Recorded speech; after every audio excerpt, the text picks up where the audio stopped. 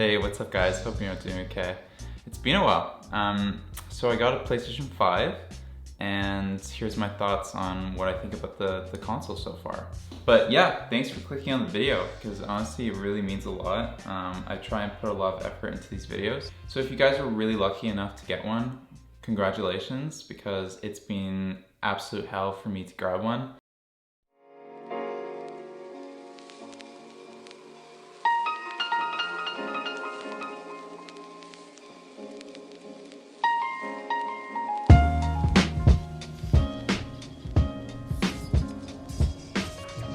Honestly, I've been a gamer for the longest time. I started on the GameCube, and then actually on the PlayStation, and then progressed to the PlayStation 3. After waiting 7 years or so of having the PlayStation 4, I had the original way back, and after waiting 7 years, honestly, it's been worth it for sure. And I think there was definitely a lot of expectations coming from the PS4.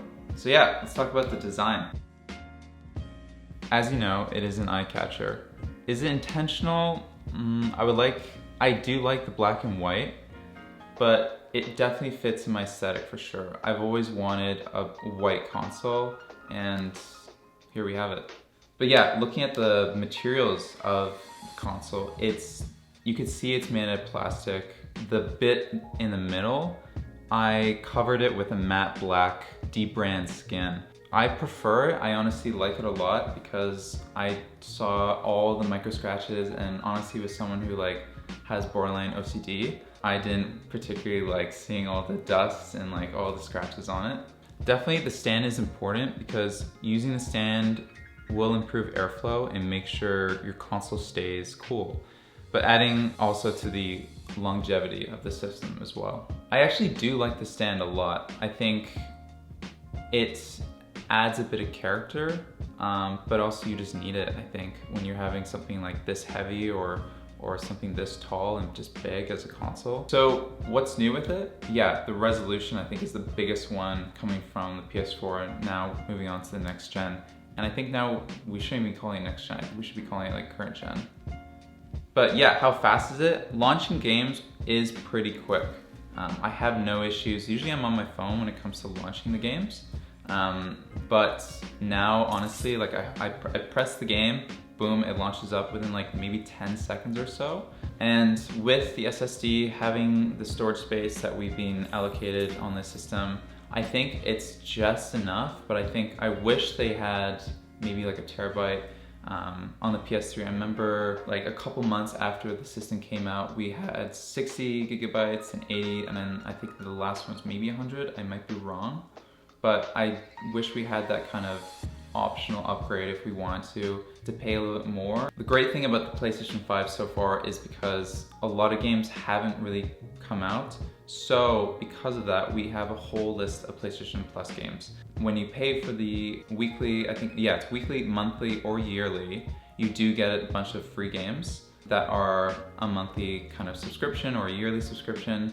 And you get PS4 games that came out a couple years ago or a while ago that have been upgraded to the PlayStation 5 to take advantage of the faster load times, maybe enhanced visuals, and also you're able to play it on the new hardware with the new controller, which is great. But yeah, looking at the console, sometimes I hear the system make a weird noise. I don't know if other people are experiencing that as well. I did do some research on this noise. Thankfully, we're in luck if you do have that issue because it just means it's doing its job and it's acting normal. So I really want to talk about the main menu, which I feel like that's not a huge important thing because the majority of the time you're just gonna be playing games. You're not gonna really look at the main menu.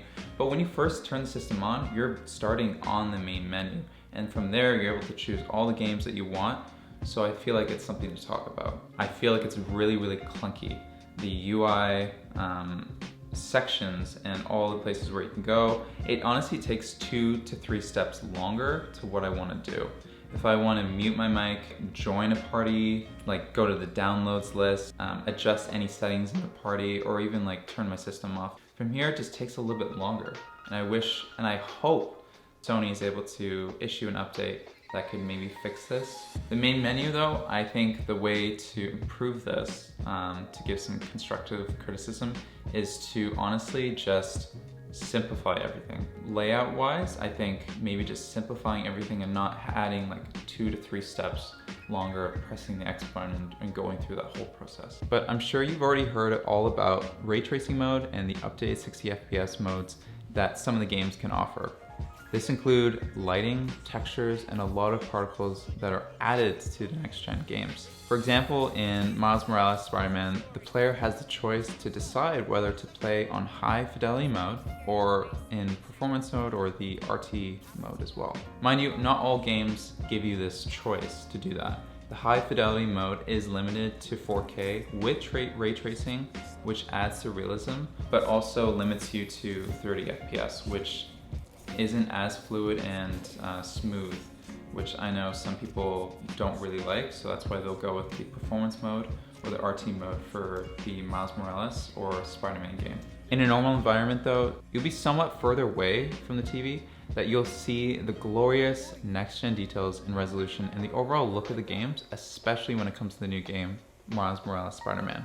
So in the box, I really want to talk about the wires that come with it. So you're in luck when it comes to USB-C charging for the charger, for the controller, but also what comes in the box is a HDMI 2.1 wire.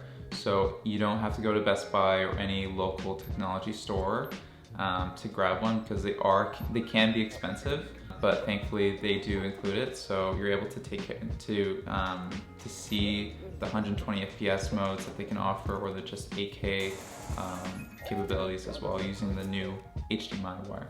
Also the controller, thankfully it's USB-C, so the battery life is really good. It's roughly, I would say, 24 hours. The mic button, how it can be disabled when turning off the console, is also very nice. You can just hold it down for everything to be muted. You can also disable that by just pressing it once. But when you just want to mute yourself, you just press it once and the orange light will pop up on the controller. I've had times where I've entered a game and I've had a full-on conversation with the lobby, and the teammates could hear me, so I do like having that privacy feature for sure. The triggers. Yeah, so when it comes to some of the games like Astro's Playroom, which is a really good way of showing the next gen or current gen showcase of what the controller can do.